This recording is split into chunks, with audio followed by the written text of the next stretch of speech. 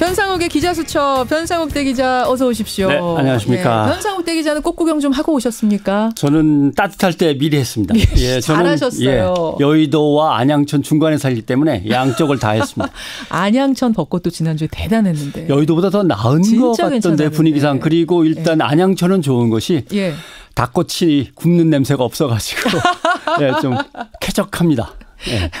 그래요. 예. 오늘부터 날씨 풀린답니다, 여러분. 주말에 너무 추워서 벚꽃 구경 못 가셨던 분들은 이번 주에 오늘 오후부터 구경 부지런히 하시면 되겠고요.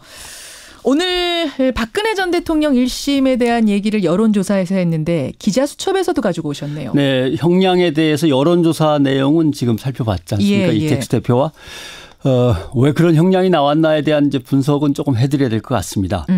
아무튼 중요한 것은 징역 24년에 벌금이 180억 원인 거죠. 그렇죠. 이 내용은 요약하자면 기소된 국정농단 관계자가 51명인데 그 정점에는 박근혜 전 대통령이 분명히 자리하고 있다. 이걸 이제 법원이 확인을 한 겁니다. 핵심 주범이다.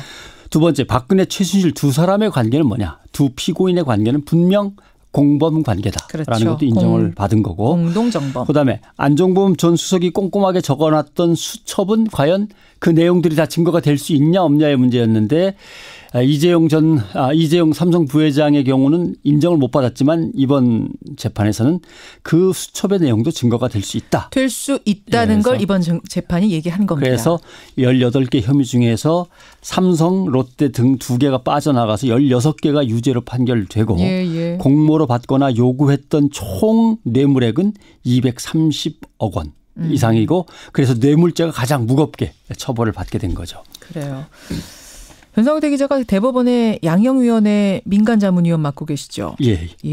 24년이 어떻게 해서 나왔는가 이걸 좀 분석 가능하십니까? 다들 그 얘기를 하시던데 이거 판사의 수첩을 뒤져봐야 사실은 가능한 건데 왜 이런 지적이 나오는가만 제가 설명을 드리겠습니다. 20년이면 20년, 25년이면 25년이지 왜 귀떨어져 나간 24년이냐라고 하는 건데 첫째 가정은 최순실 씨가 25년 구형에 20년 해갖고 80%가 나왔단 말이죠. 검찰 구형량의 80% 선고.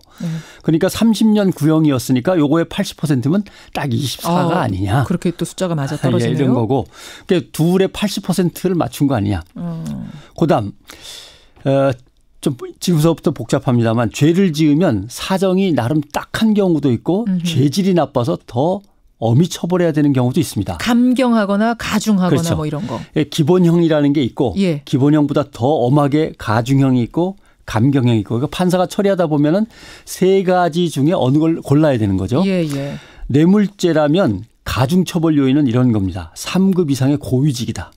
2년 이상 장기간에 걸쳐서 꾸준히 해먹었다. 그다음에 부정한 일을 저질렀다. 이 돈을 받거나 받을 조건으로. 그다음에 밑에 사람을 시켜가지고 나쁜 짓을 저질렀다. 적극적으로 내놓으라고 했다. 증거를 은폐하려고 했다.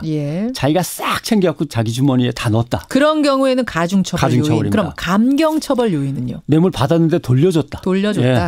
고령에 너무 병들어서 처벌하기가 좀 그렇다. 돌봐야 될 불쌍한 가족들이 남아있다.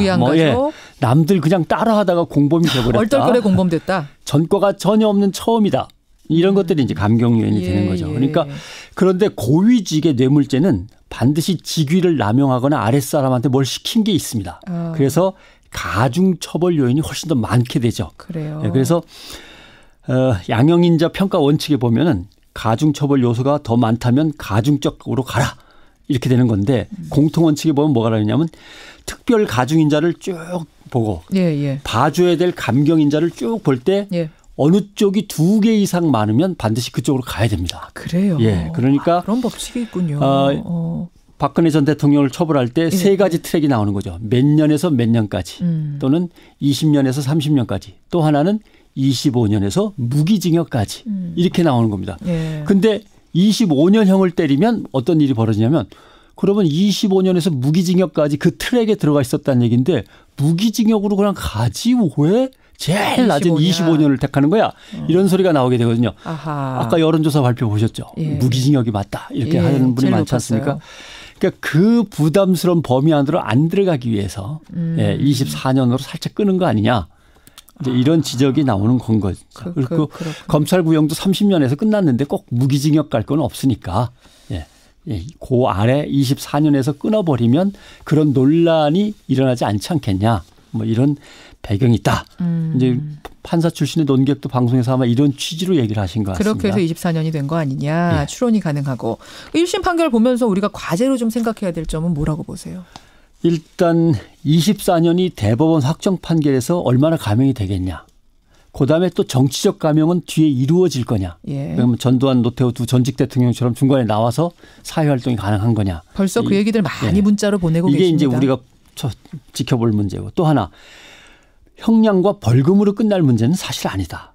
박근혜 전 대통령과 측근들이 부정하게 쌓거나 빼돌린 모든 재산이 환수되어서 제자리로 가야만 이건 적폐청산이 되는 것이다. 그다음에 또한 다른 의미의 적폐청산. 네. 이러한 엄청난 특혜와 국정농단 비리에 공모를 했거나 모른 척 눈 감아주거나 밑에서 심부름이라도 한 사람들은 어떻게 보면 적폐 부역에서 해당되는데 그 문제는 어떻게 할 거냐. 억울한 피해를 당한 사람이 있다. 그럼 그건 어떻게 보상하고 제자리에 돌려놓을 거냐. 예. 그다음에 다시는 권위주의 정권 타락한 범죄 직권남용에 있어서 부역이 안 된다는 역사적 경험을 국민 모두에게 새겨야 하는데 반드시 심판과 기억에는 시효가 따로 없다는 걸 못 박아야 된다. 그다음 세월호 참사 부분은 형량에 있어서는 전혀 비중 있게 반영되지 않았다. 그다음에 삼성은 언제나 빠져나가는 거냐. 이런 문제들이 우리의 과제로 지금 남아 있습니다. 예, 박근혜 전 대통령의 1심 오늘 정리를 해봤고요. 오늘 이명박 전 대통령도 기소되는 날이라는 것도 잊지 않고 이 재판도 잘 따라가 봐야겠습니다. 수고하셨습니다. 고맙습니다.